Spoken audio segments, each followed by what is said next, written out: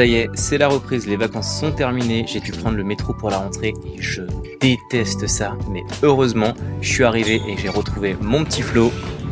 C'est très cool de revenir au bureau, même si la majorité des gens sont encore en vacances. C'est cool parce que ça me permet avec Flo de pouvoir me poser sur tous les sujets importants de la rentrée et je peux vous dire qu'il y en a un gros paquet. C'est quoi juste à l'heure de l'entretien? Quand il y a les sujets... Il me dit chut, quand il y a les sujets sensibles, on va fermer la porte. T'en as pensé quoi alors? Eh ben, j'en ai pensé que déjà je suis super content parce que la personne qui gère nos RH et qui fait les premières passes trouve des pépites et quand elle dit qu'elle trouve des pépites, vraiment c'est le cas. Et que derrière, pareil, Léa qui gère la prod et qui a fait le premier entretien, je suis super fier d'elle parce qu'elle a su aussi détecter que ça valait le coup d'avancer et qu'on la voit très rapidement parce qu'effectivement on tombe sur un profil jeune qui a l'air ultra opérationnel, en tout cas hyper à l'aise, qui connaît son métier, qui a déjà acquis en expérience de ouf pour l'âge qu'elle a et pour l'expérience qu'elle a.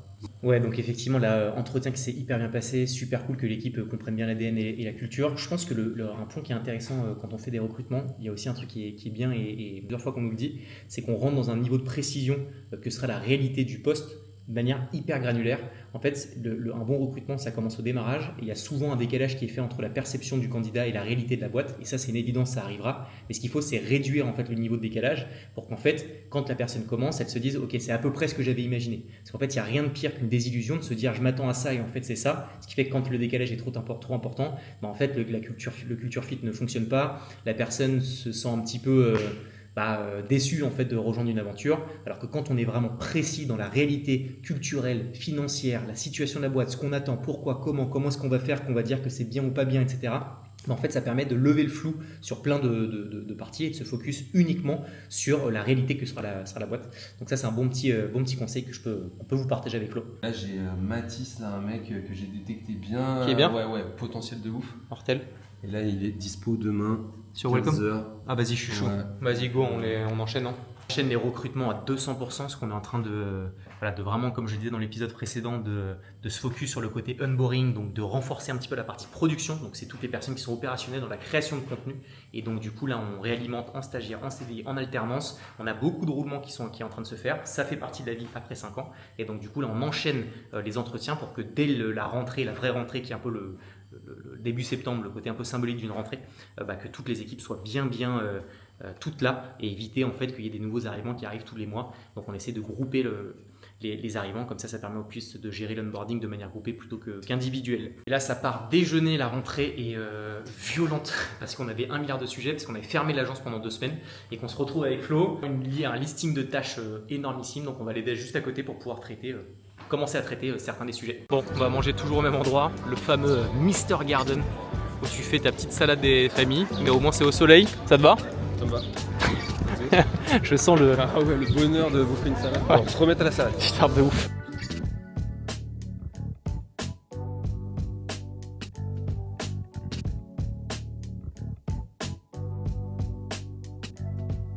On a aussi les 50 coms à la rentrée là, qui arrivent. On fait une soirée le jeudi 5 septembre. On a tout un listing d'invités ici. On va être environ une centaine de personnes. Il y a pas mal de personnes qu'on doit relancer, là, toutes ces personnes qui étaient en vacances.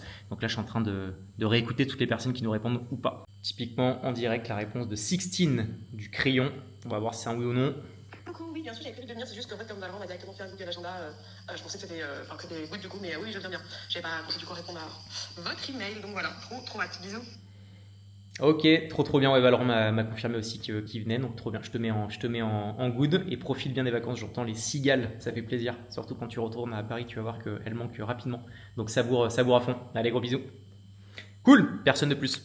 Mardi, ça a été une journée de tournage. Toute la journée, on a tourné au bureau. On a reçu un de nos clients du CAC 40, un gros client. Donc on a passé la journée au bureau à tourner.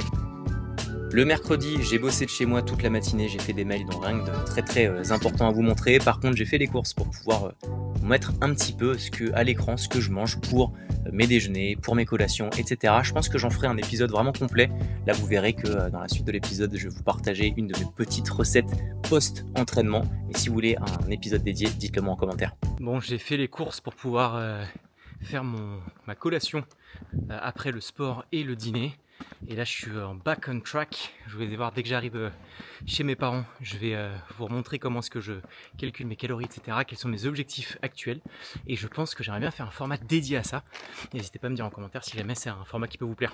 De retour à la maison, on bosse un petit peu, parce qu'il est encore un petit peu, enfin ça va, il y a encore un peu de temps, il est 18h30, on va bosser encore un petit peu sur la présentation de rentrée, encore une fois, avec pas mal de sujets sur les process qu'on est en train de standardiser, donc ce qui va être cool. Il y a une boss base qui a été faite par Tom et Aude, donc le directeur des partenariats et la directrice de la partie agence de com.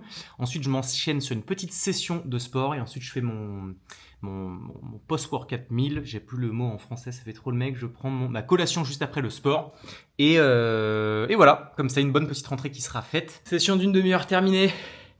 C'était dur, plus le temps passe.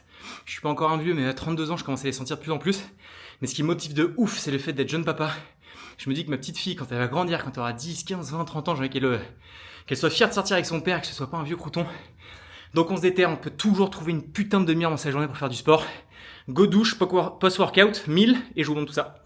Bon, on est parti pour la petite collation juste après l'entraînement. Des flocons d'avoine, donc je mets à peu près 60-70 grammes de flocons d'avoine. Du lait pour pouvoir rendre les trucs un peu pâteux. Du fromage blanc 0%. De brognons, mais vous pouvez prendre n'importe quel fruit. Du chocolat noir, je prends du 70%. Vous mélangez tout dans une assiette et ça fait pas mal de prot, assez naturel avec les flocons d'avoine, avec le chocolat où il y a un petit peu de prot, un tout petit peu, et surtout fromage blanc, lait et flocons d'avoine qui sont hyper protéinés. Ça me permet d'avoir 20-25 grammes de protéines à peu près et je me réserve pour ensuite ce soir mon gros dîner. C'est là où j'ai le plus la dalle, donc je me fais un gros dîner. Je mange tout ça, let's go. Bon, normalement ça, je le croque dans ma bouche directement et c'est beaucoup plus rapide, mais bon, je vais faire le mec à le faire comme ça. Le produit final, c'est pas très joli, mais honnêtement c'est extrêmement bon et j'ai oublié juste une touche hyper importante, c'est du miel par-dessus tout ça. Bon, on a un petit peu des focus du côté business, mais en vrai de vrai, moi, ma chaîne, j'ai qu'une envie, c'est de créer du contenu autour du fait de se scaler. J'ai même un podcast qui s'appelle Scale Myself qui va en ce sens. Et à mon sens, on doit parler business, mais on doit aussi parler lifestyle. Et lifestyle, c'est le sport et la bouffe. Et donc c'est pour ça que ma chaîne sera vraiment dédiée au business, au sport, à la nutrition et au divertissement, parce que c'est ce qui me fait kiffer aussi. Allez, je vais manger. Bon, finalement, je vais pas forcément filmer mon dîner. Je pense que je vais faire un épisode dédié sur la nutrition, vraiment dédié. N'hésitez pas à me dire en commentaire si vous avez envie que je fasse un format comme ça.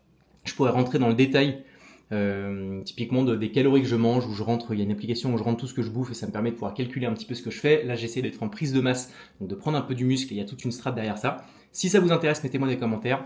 Et s'il y en a pas mal, je le ferai. 7h10, on s'arrête jamais, petite session entraînement. Faut que je sois parti absolument, faut que je sois au bureau à 8h10, 8h15. Je fais une petite session, une demi-heure de sport et puis on part au taf. Je suis super content parce qu'on a lancé le nouveau format avec Meraki, donc qui est notre média, qui est anciennement le média Comédia. On a changé de nom depuis peu. On a lancé un nouveau format qui s'appelle Sur le Grill, où en gros on invite des invités et on leur pose 20 questions. Et plus les questions avancent, plus les questions sont vraiment vénères. On est allé jusqu'à poser à la 16e question. Tu nous as dit que tu avais fait 1 million d'euros de chiffre d'affaires, montre-nous ton bilan maintenant ou montre-nous ton compte bancaire, etc. Donc c'est assez costaud. On a diffusé deux épisodes en recréant une chaîne YouTube de zéro. Donc on s'était dit qu'on allait faire peut-être 200 ou 300 vues par vidéo parce que c'est trop dur quand tu commences sur YouTube. Et finalement c'est plutôt cool puisqu'on a 171 abonnés. Et le premier épisode a fait 4700 vues en organique. On n'a pas mis un seul euro en ads. Donc ce qui est cool, on avait reçu Clara Gold, qui est très clivante, donc je pense que ça a fait beaucoup dans le fait qu'il y ait eu pas mal de vues, et surtout qu'elle est passée sur le média qui cartonne, et vu qu'elle est passée, je crois, une semaine après que nous on ait diffusé son épisode, ça a dû forcément bénéficier, mais en tout cas on est hyper content de cette performance. Je vous mets le teaser, que vous me disiez ce que vous en pensez. Que tu es prête à être cuisinée. Plus on va avancer dans les questions, plus les questions vont être un petit peu piquantes. Tu peux être un génie si t'es un fils de qui vole de l'argent, tu restes un fils de qui vole de l'argent. Bonjour ma vie de merde. J'ai créé un profil avec une photo de meuf méga bonne. Qu'est-ce que tu penses d'Oussama Hamar ? Il y a 16 000 euros sur mon compte. J'ai chaud, je vais pas vous mentir, j'ai chaud. Franchement non, ça fait un peu de dire ça. Je suis déjà à point là. La vraie question c'est, sommes-nous libres ou pas ? On se retrouve sur un nouvel épisode de Sur le Grill.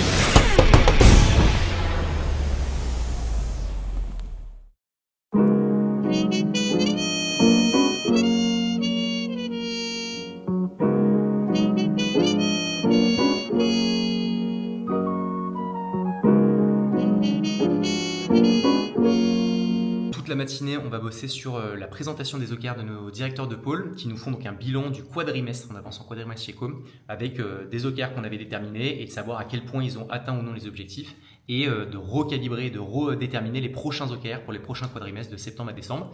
C'est le moment toujours un peu charbon, ça se challenge pas mal. On va notamment avoir Marion à la com qui va qui va revisiter le budget qu'on alloue pour la communication et tout le reste. Donc ça va être un peu charbon. On est parti. On est à à 2 semaines de l'événement des 50 com et on est en train de réfléchir à ce qu'on veut faire à l'entrée des bureaux en mode ultra onboarding, parce qu'on a quand même cette entrée qui est juste extraordinaire quand on rentre chez Com. On a donc l'espace comme ici, et quand on entre, on a ça. Donc là, on a envie de réfléchir à une entrée dans laquelle il se passe un truc de dingue ici. Donc là, je pense qu'on va mettre un mec de la sécurité qui va être en mode comme s'il était derrière un desk, comme si c'était un présentateur. Et là, il faut qu'on réfléchisse à comment mettre les gens en fait dans la vibe de Com, avec vraiment notre slogan qui est l'onboarding agency à fond. Donc il faut que les gens transpirent en fait cet ADN. Donc on est en train de réfléchir avec toute la team et notamment Léo qui pilote le projet. Et vendredi, je suis parti voir la team Capsule, l'une des boîtes qu'on a lancée il y a peu avec Camille et Ulrich. Ça m'a fait plaisir de les revoir. Wow! Non, pas de vlog ici. Aujourd'hui dans les studios Capsule, on fait un petit tour parce qu'on a un rendez-vous qui est pas très très loin. J'ai retrouvé la team Capsule juste là, après les vacances. C'est encore un petit peu le bordel des studios. Ils sont accordés ce matin pour s'habiller de la même manière. Bonjour. Vous êtes si mignon. On dirait 2 petits étudiants. Bon, ça y est, on a enchaîné les rendez-vous chez Capsule. Je file chez le barbeur parce que j'ai un mariage ce week-end. Et du coup, j'ai en plus rendez-vous cet après-midi chez Jocaris. Il m'a invité pour faire une petite conf. Du coup, je vais mettre tout BG pendant l'heure de déjeuner. Go chez le meilleur barbeur de Boulogne.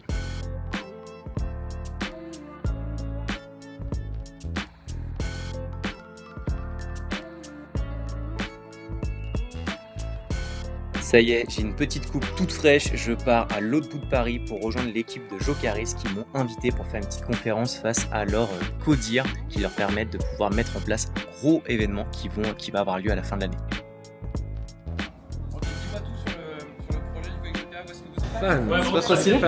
J'ai surtout partagé aux équipes la manière de se rendre le plus sexy possible pour pouvoir aller démarcher des partenaires financiers et mettre sur pied le beau projet. Bon, on vient de finir une petite partie de conférence où j'ai partagé à toutes les équipes de Joca un peu l'expertise de Com et comment est-ce que ça pourrait les aider pour construire leur événement. Et là, on discute aussi un projet commun qu'on peut mettre en place, une idée de talk show en lien avec l'écosystème de la RH et du recrutement au sens un peu large. On termine la semaine avec une grosse session de musculation. J'aimerais vraiment pouvoir vous partager un épisode dédié. Dites-le moi encore une fois en commentaire si ça vous intéresse.